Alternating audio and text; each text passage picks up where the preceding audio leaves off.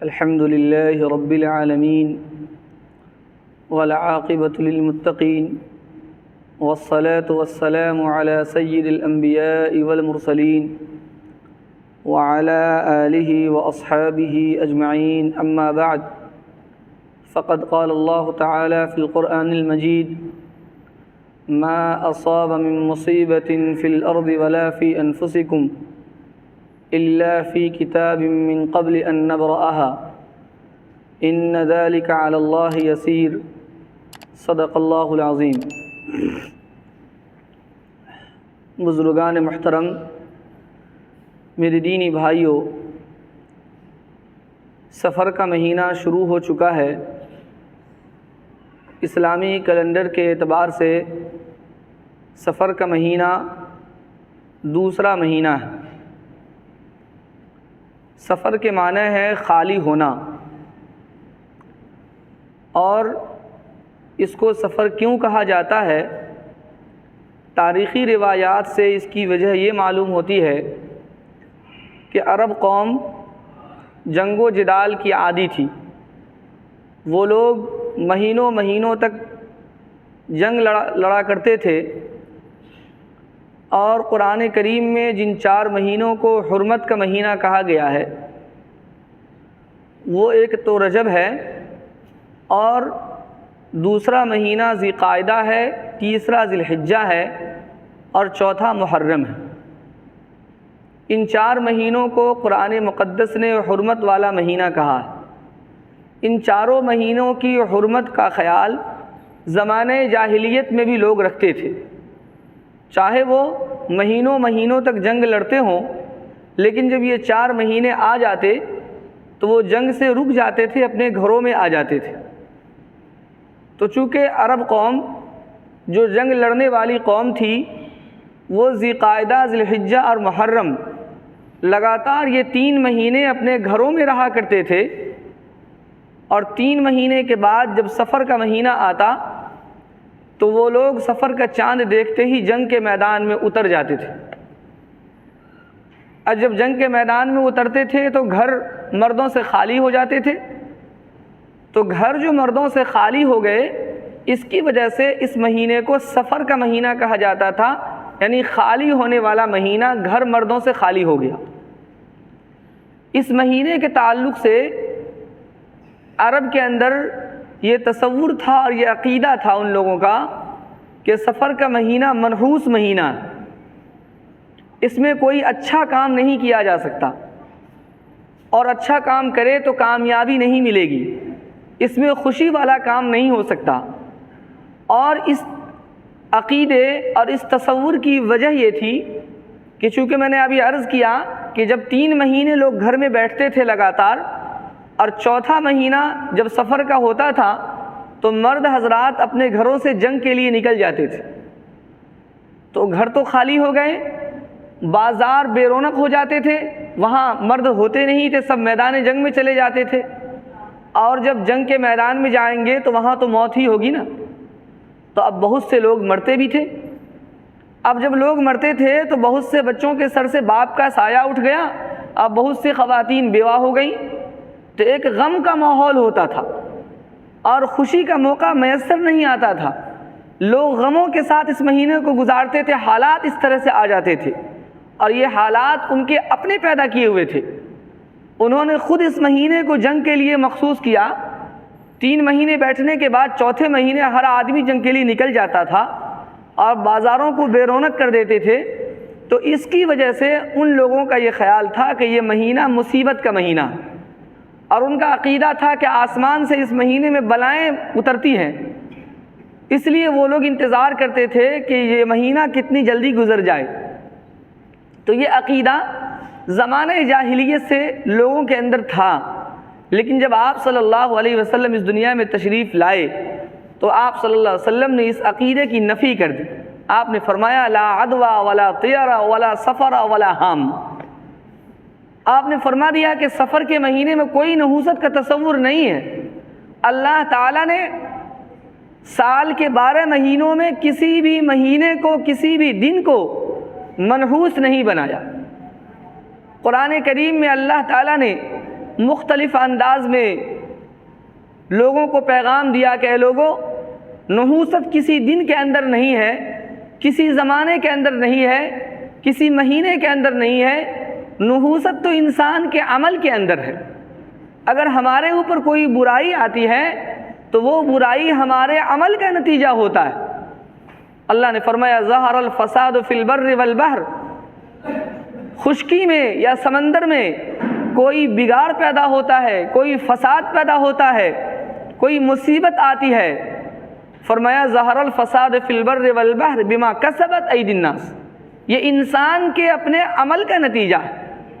اگر ہم برا عمل کرتے ہیں تو ہمیں اس کا برا نتیجہ ملتا ہے، تو ہمارے اوپر جب کوئی مصیبت آتی ہے، کوئی پریشانی آتی ہے، کوئی وبا آتی ہے، تو یہ ہمارے اپنے عمل کا نتیجہ ہے، اللہ کی طرف سے کوئی دن کوئی مہینہ منحوس نہیں۔ یہی نہیں، مختلف آیتوں میں اللہ نے اس بات کو بتلایا کہ انسان پر جو مصیبت آتی ہے ان کے اپنے ہاتھ کا کیا ہوا ہوتا ہے۔ تو آپ صلی اللہ علیہ وسلم نے اس عقیدے کی نفی کر دی۔ یہ جو عقیدہ ہے سفر کا، کہ سفر کا مہینہ منحوس ہے، اس عقیدے کی اسلام میں کوئی گنجائش نہیں ہے۔ اور ساتھ ہی جب انسان کا عقیدہ کمزور ہوتا ہے تو انسان مجبور ہو جاتا ہے، کبھی پرندوں کی غلامی کرتا ہے، کیڑے مکوڑوں کی غلامی کرتا ہے، تیروں کی غلامی کرتا ہے۔ عرب کے اندر یہ دستور تھا کہ عرب قوم جب کبھی سفر پر نکلتی تو وہ لوگ پرندوں کو اڑاتے تھے۔ اگر پرندہ اڑ گیا اور صحیح سمت میں اڑا تو یہ کہتے تھے کہ اب سفر کامیاب ہو جائے گا، سفر پر نکل جاؤ۔ اور اگر پرندہ مخالف سمت میں اڑ گیا تو کہتے تھے اب سفر کامیاب نہیں ہوگا، سفر ملتوی کر دو، کینسل کر دو۔ وہ لوگ اپنے ترکش کے اندر مختلف تیر رکھتے تھے، تیروں کے اندر لکھ کر رکھتے تھے سفر، حذر، جنگ، صلح، مختلف چیز اس پہ لکھ کے رکھتے تھے۔ اور جب کچھ ارادہ ہوتا تو اس ترکش کے اندر ہاتھ ڈالتے اور نکالتے، اور اگر تیر پر جنگ لکھا ہوا آ جاتا تو کہتے اب جنگ کامیاب ہوگی، نکل جائیں گے جنگ کے لیے۔ اور اگر اس ترکش کے اندر سے تیر نکلتا اور اس پر صلح لکھا ہوا ملتا تو کہتا اب جنگ پر نہیں جائیں گے، اب اگر جنگ کریں گے تو ناکامی ملے گی۔ سفر کا تیر نکلتا تو سفر کرتے، حذر کا تیر نکلتا تو سفر ملتوی کر دیتے۔ یہ حالات اس زمانے میں لوگوں کے تھے۔ اگر کسی کے گھر پر الو بیٹھ گیا اور تو لوگ کہتے تھے کہ اب یہ گھر ویران ہو جائے گا۔ تو گویا انسان چرند پرند، تیر تلوار کی غلامی میں مبتلا تھے۔ وہ اپنی تقدیر کے فیصلے تیروں کے حوالے کرتے تھے، اپنی تقدیر کے فیصلے پرندوں کے حوالے کرتے تھے۔ لیکن آپ صلی اللہ علیہ وسلم نے ان تمام عقیدوں کو باطل قرار دیا، اور آپ صلی اللہ علیہ وسلم نے فرما دیا کہ نہ تیر میں کچھ ہے، نہ پرندوں میں کچھ ہے، یہ توہم پرستی اسلام میں اس کی کوئی اجازت نہیں۔ آپ صلی اللہ علیہ وسلم نے صریح لفظوں میں اس کی مخالفت کر دی۔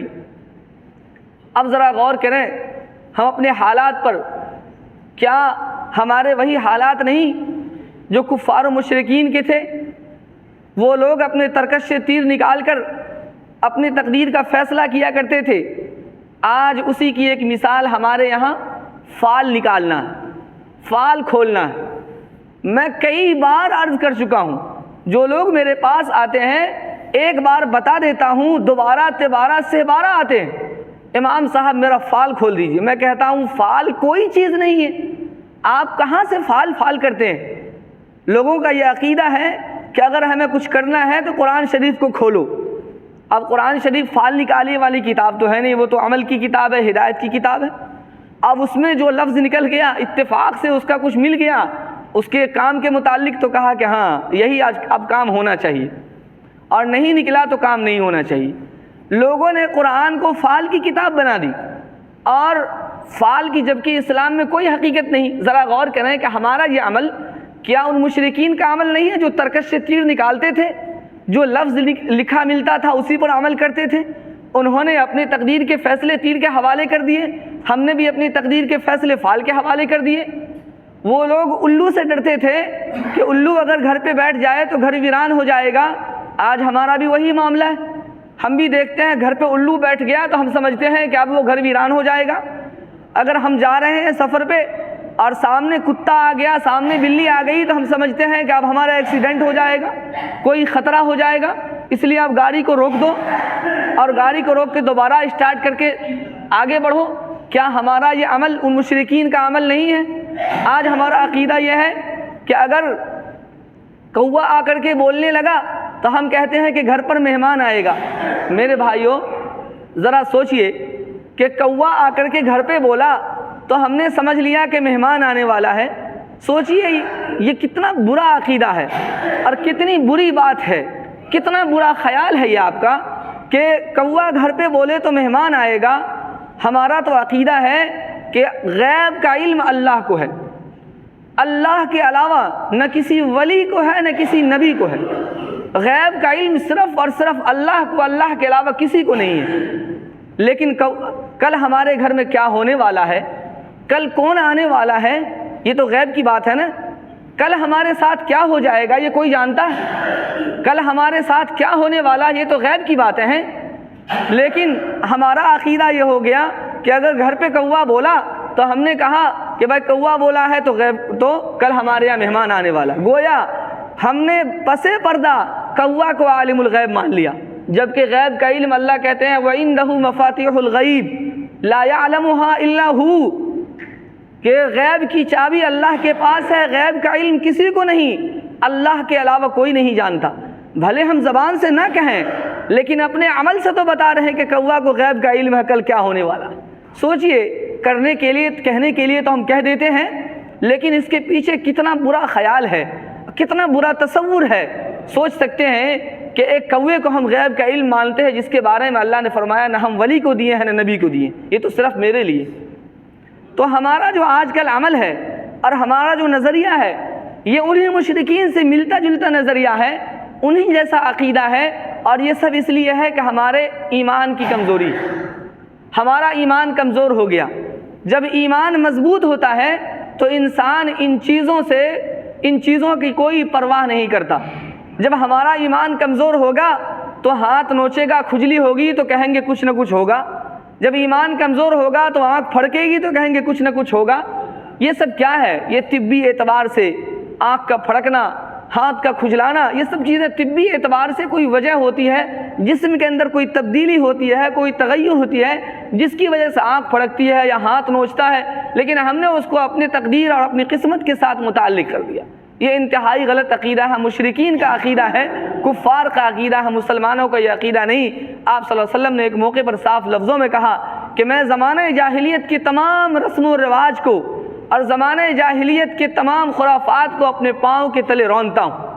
اور آپ صلی اللہ علیہ وسلم نے ہم کو اور آپ کو توحید کی اور توحید کے مضبوط عقیدے کی تعلیم دے دی، لیکن آج ہم وہی توحید پرست مسلمان جو توحید پرست کہلاتی ہے، جو اللہ اور اس کے رسول کو ماننے والی ہے، آج اسی کی نافرمانی کر کے طرح طرح کی چیزوں کی غلامی میں مبتلا۔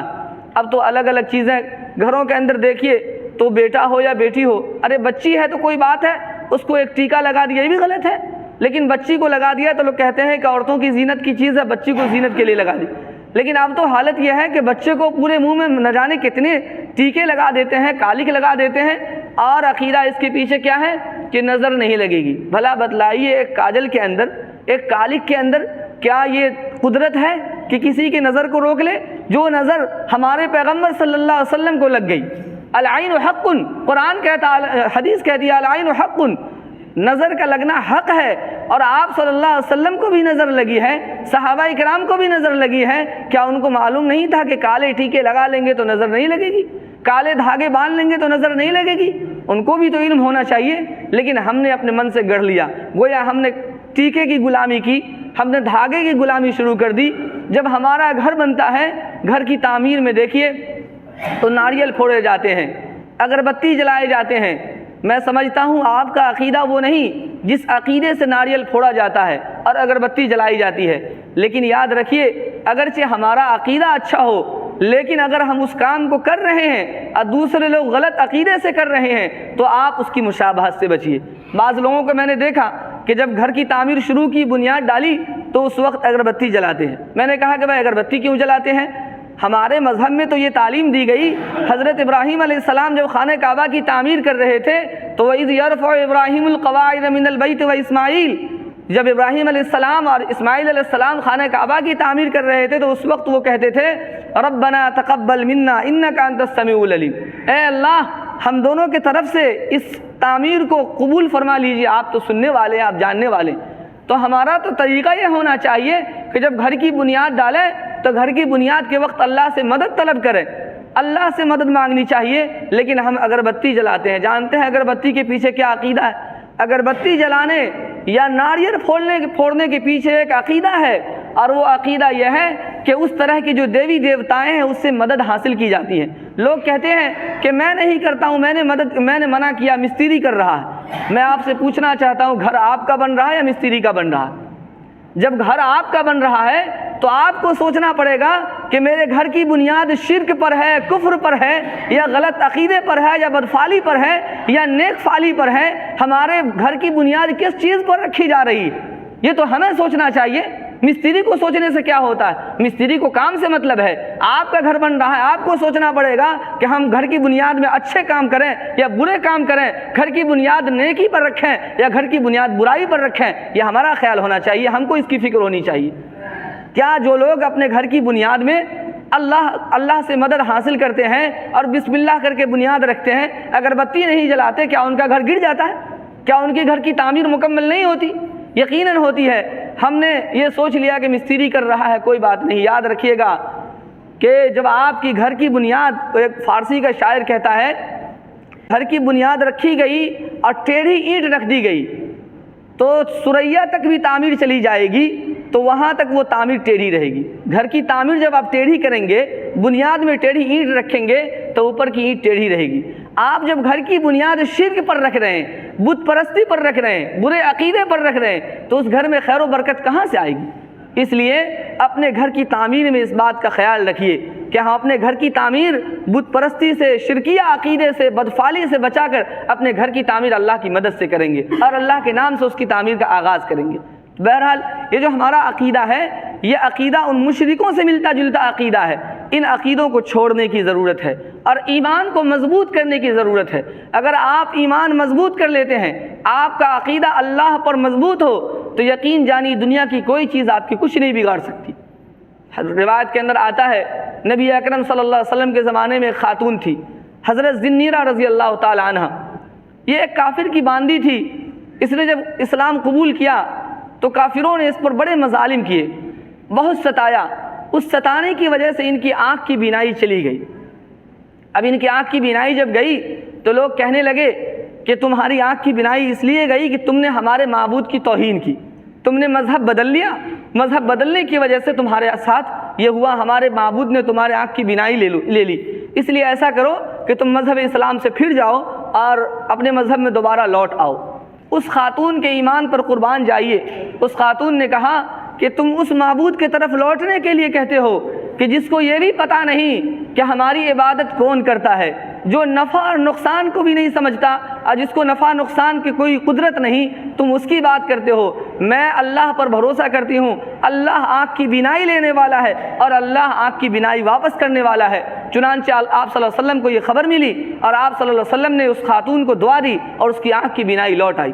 جب ایمان مضبوط ہوتا ہے تو یہی ہوتا ہے۔ حضرت عمر رضی اللہ عنہ کے زمانے خلافت کے اندر حضرت عمرو بن العاص رضی اللہ تعالی عنہ مصر کے گورنر تھے۔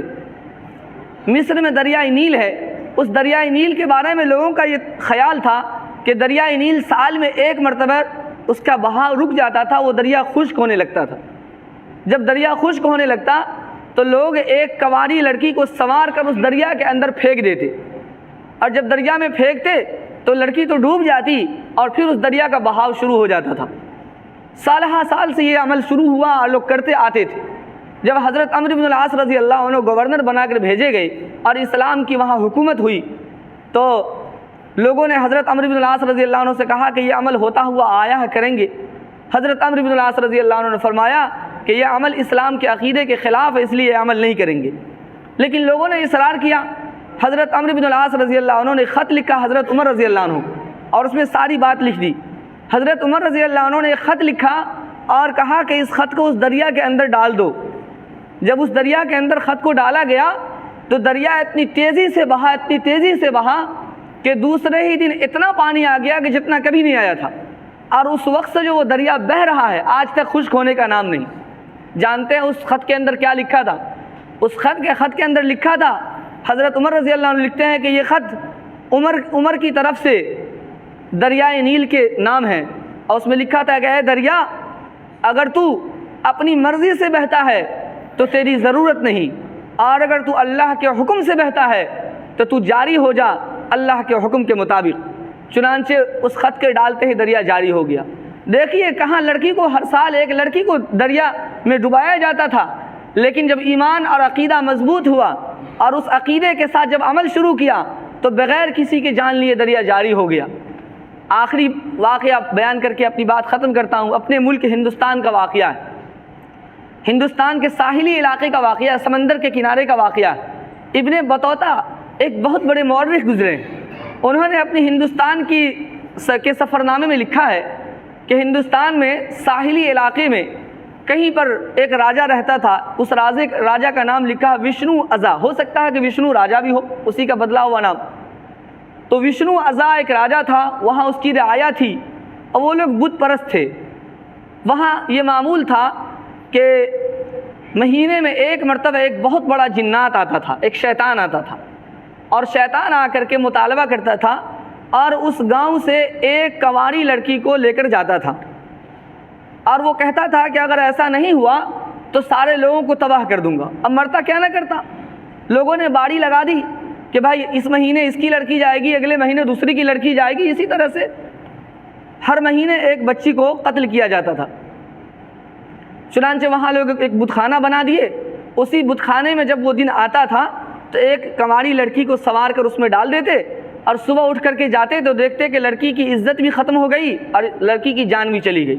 اللہ کر کے اس کو لوگ اپنا رسم ادا کیا کرتے تھے۔ اتفاق سے حافظ ابو البرکات رحمۃ اللہ علیہ ایک بہت بڑے تاجر تھے، انہوں نے تجارت کی غرض سے ہندوستان کا سفر کیا اور اس علاقے میں پہنچے۔ ایک ضعیفہ کے گھر میں رہتے تھے، ایک دن آئے تو شام میں دیکھا کہ ضعیفہ رو رہی ہیں اور چند عورتیں بھی ساتھ میں رو رہی ہیں۔ پوچھا کہ بات کیا ہے؟ کہا کہ بات یہ ہے کہ یہاں اس طرح کا معاملہ ہوتا ہے، اور آج اس بوڑھی کے گھر یہ قرہ فال نکل چکا ہے، آج اس بوڑھی کے ایک لوتی بیٹی ہے، اسی کی باری ہے، اس کو اس میں ڈالنا ہے، اور صبح اس کی عزت بچے گی نہ اس کی جان بچے گی، اس لیے ہم لوگ رو رہے ہیں۔ انہوں نے کہا کہ ٹھیک ہے، اگر ایسا ہے تو آج مجھے وہاں رکھ دو اس لڑکی کی جگہ، میں وہاں چلا جاؤں گا۔ اتفاق سے حافظ ابن عبد البر رحمۃ اللہ علیہ کے چہرے پہ داڑھی نہیں تھی، بس ان کو میک اپ کر دیا جو اس زمانے کا تھا، اور اس کو لڑکی کی شکل میں جا کر کے اس بت خانے میں رکھ دیا۔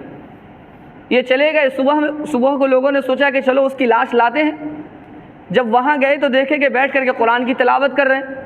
لوگوں کو بڑا تعجب ہوا کہ بھائی یہ کیا معاملہ ہے، یہ تو ہر رات جب کوئی لڑکی جاتی تھی تو حالت وہاں تو جان بھی جاتی تھی، عزت بھی جاتی تھی، آج تو ایک مرد بیٹھا ہوا ہے اور وہ بھی قرآن کی تلاوت کر رہا۔ پوچھا گیا معاملہ کیا، سارا معاملہ بتایا۔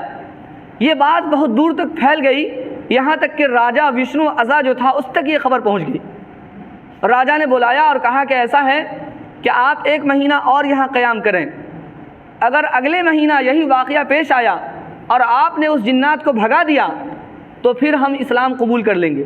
چنانچہ 1 مہینہ اور انہوں نے قیام کیا، اور پھر جب وہ تاریخ آئی پھر ایسا ہی کیا گیا اور وہ جنات وہاں سے بھاگ گیا، کچھ نہیں ہوا۔